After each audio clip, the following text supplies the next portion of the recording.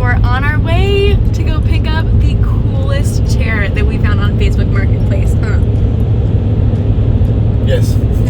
Hi guys, welcome to my channel. My name's Morgan. I'm here to share with you my love of all things DIY and home decor with as little money as possible. So I found the cutest chair on Facebook Marketplace. The little sneak peek behind me. If you've ever heard of a Papasan chair, my grandma actually has bamboo type chairs in her house right now. Like these swivel chairs that have this Papasan look, and she's had those, I mean, ever since I was born. I remember going to her house when we were little and just spinning around and around in those chairs, and they were just the coolest chairs ever. So that style has kind of come back now. Rattan, a lot of cane furniture is super popular right now, and I love that look. I'm so into it. And when I saw this chair on Facebook Marketplace, I just couldn't help myself. I had to buy it. So the chair really was pretty beaten up when I got it, and I was aware of that. A lot of the wrapping around the furniture, which is actually reed, was coming off, so I knew I'd have to replace that. And it didn't come with a cushion, it only had the frame, so I knew I had to get a cushion as well. And when I was looking up online, trying to figure out if anyone has done this before and had any tips, there really wasn't anything online that I could find that was very helpful, so I hope this is very helpful for you if you're looking into refurbishing any of your old furniture, or if you just want some tips and tricks on how to use reed. A lot of reed is used in basket weaving, so let's get started on that chair. Originally these chairs cost about like $400 to $500, and we are getting this frame for 50 bucks. Okay, we got the chair, see? It's in the back. Oh, I'm so excited, it's gonna be so cute. And then, while we were in Hurricane, we stopped by this cute little bakery. Look at this giant cinnamon roll. The little bakery that we got it is so cute. Where was it? The honey bee. The people working there were just so nice. They warmed up our cinnamon rolls for us and gave us extra frosting, and oh my goodness, so it's like the perfect little bakery. So this is the base of the chair. You can see it's been worn down in places. A lot of the reed wrapping is either coming off or was already taken off by previous owners. And this little turtle shell looking thing is the chair part that sits on top of the base. To remove the reed wrapping, I used a pair of scissors to cut off all of the reed. The reed was attached with staples, so I found it helpful to use small pliers to pull the reed out of that staple.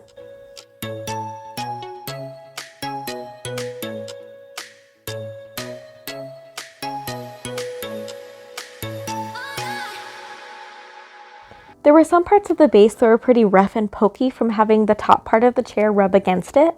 So I just took a piece of sandpaper and sanded any of those rough parts down. Okay, so I just finished taking off all of the reed from this top section of the chair. So now I'm just gonna take a slightly damp washcloth and just give it a good wipe down to make sure we get all the dirt off. And then we can go through and put the new reed on.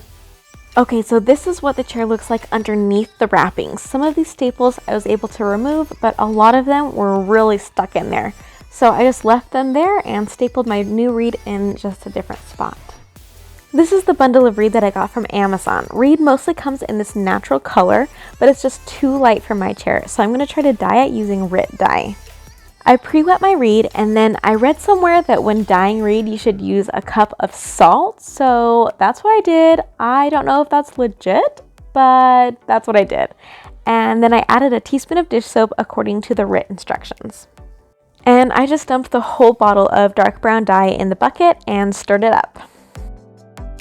I then took a small piece of reed and tested to see how it would make the reed look. Now, when the reed dries, the color will be lighter, so it would have been smart to wait for that piece of reed to dry to see what it would look like, then dye all of the rest of my reed. But the dye directions say to use pretty warm water when using the dye, and I didn't know how to reheat the water to use it again, so I just went all in. If any of you have any tips on how to reuse dye, please let me know in the comments below, because I would love any tips on that. So I didn't leave the reed in very long. I felt like it took the color very quickly, and I was worried about it getting too dark. So once it was the color I liked, I took it out of the dye and rinsed it in the sink. Now you're supposed to rinse it in cold water until the water runs clear, but because of the reed's awkward shape and my shallow sink, I found it easiest to fill up the sink while moving the reed around and then draining it and repeating that process over and over again. And honestly, I did this so many times and my water just never really ran as clear as I wanted it to. So eventually I just said it was good enough. Okay, so I wanted to take a minute and talk about the tools and materials that I used to fix up this Papasan chair. I had a very hard time researching anything about reed online. There just wasn't a whole lot out there. So hopefully this helps. So this is what the reed looks like. It does actually come in the natural color that you will see on my video. And it doesn't come all in one like strand. Okay, this strand is about twice as tall as I am, so about 10 feet. This is about 10 feet tall. Some of them are shorter, some of them are a little bit longer.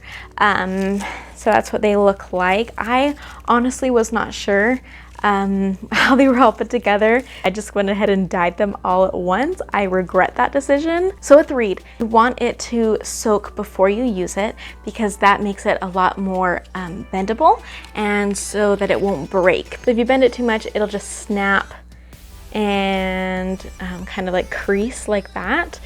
So when it's wet, it's not going to do that. It's going to be very easy to bend and maneuver, and that's what you want. So the whole time I was working on this, I was working with wet reed because that way it wouldn't snap.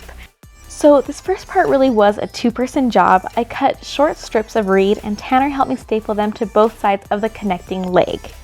We did 6 reeds on each of these parts, and we were able to staple the reed 2 at a time. When you're stapling with these particular staple guns, you do have to apply quite a bit of pressure to make sure the staples go in all of the way.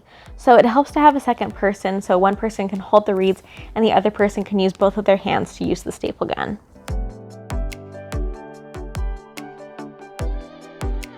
Nice. Nailed it. It's exactly where I wanted it. Then we flipped the base over and stapled the other half of the reed to the other side of the leg. That's probably like the best you've ever seen. I probably need to go pro. Pro stapler? Yep.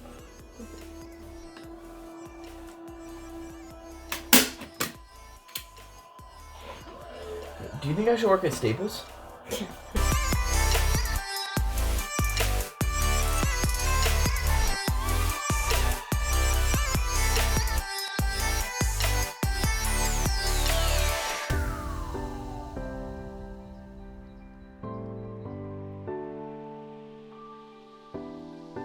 Once the small reeds were on, I wrapped longer strands of reed on either side of it where I could see there was reed before. I stapled the end down and then tightly wrapped the reed around the base until I got to the other reed, and then I stapled the end of that strand to the back. And then I repeated the process on the other side. You could use more staples if you wanted to, but I found that it was pretty secure with just stapling the 2 ends.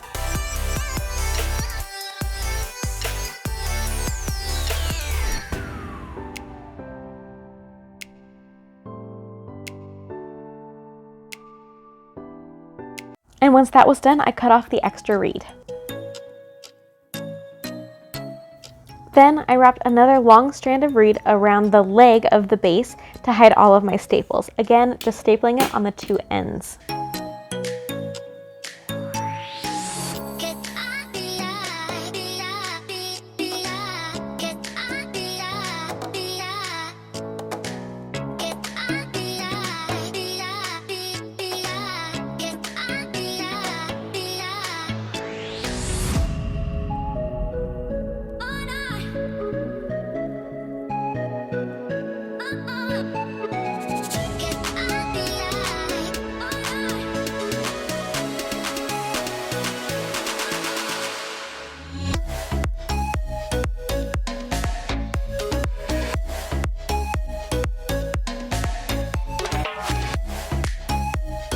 I then used long strands of reed to wrap around the legs of the base where there used to be reed. There was no indication that there ever was reed on the 4 corner legs, so I just left those alone.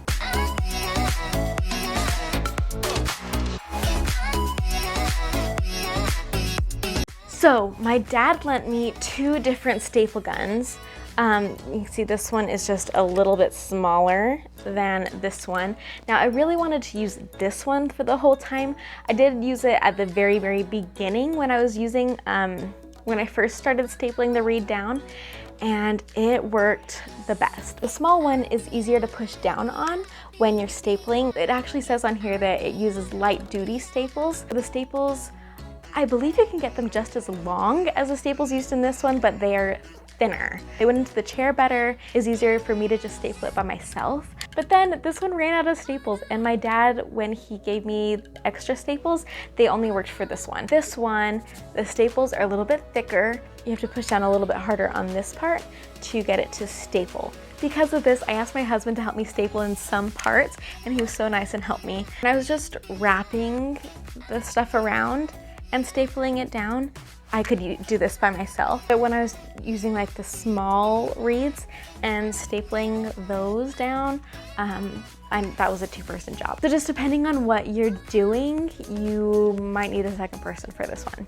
So dyeing the reed did not work very well at all. When the reed dried, it dried a light purple color, which I was just not expecting at all. I'm not sure if it's because of all the salt I added, that I didn't leave it in the dye long enough, or just because that's how it reacted to the reed. So if you have any guesses as to why it turned purple, let me know in the comments below, because I'd love to not make that mistake again.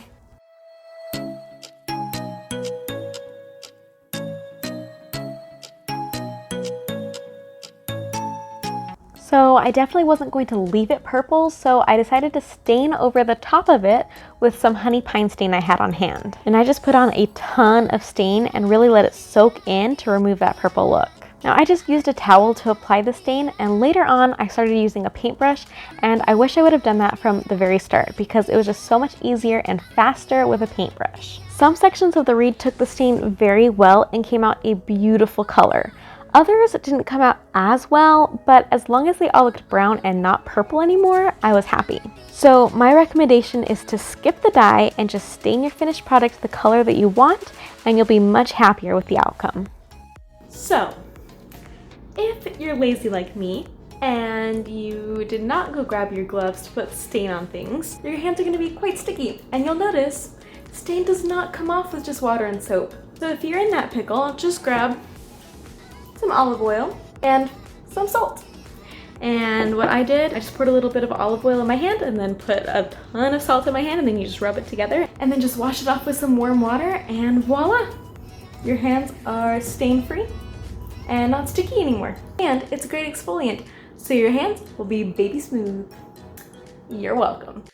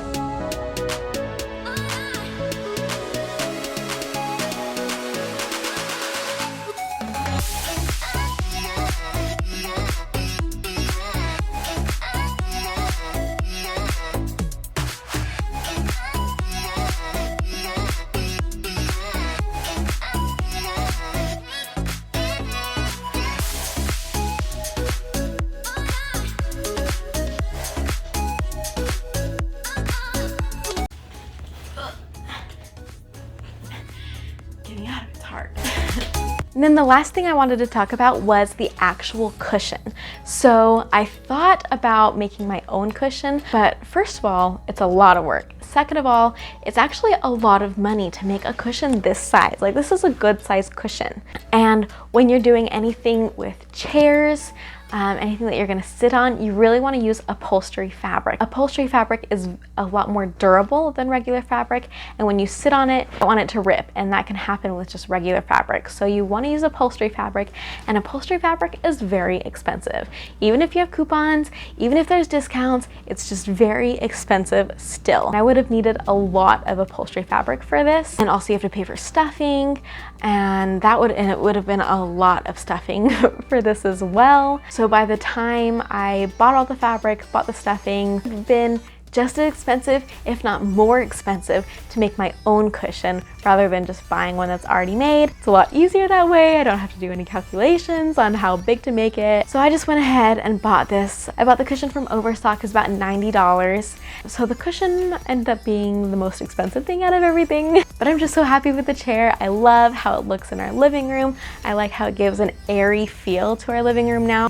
Now that we took that big couch out, it just feels like there's a lot more room, a lot more space. It feels more open. I love this chair.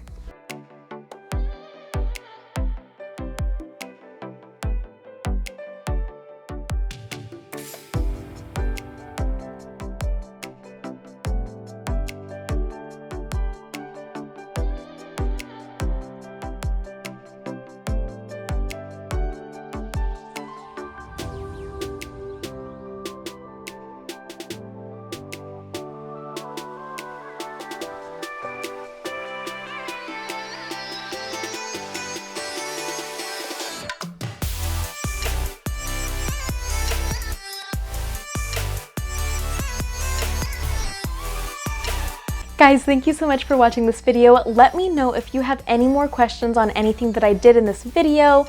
If you have any questions about Papasan chairs or Reed or anything like that, I'd be happy to answer your questions for you. I just love how this chair works in our space. I feel like taking out that big leather couch and replacing it with this light and airy chair, it has really opened up the place. It makes the room look a lot bigger. It's given our room a very boho look, and I just love that. So I am very happy with how this chair turned out. I hope you guys have a wonderful week, and I'll see you guys next time.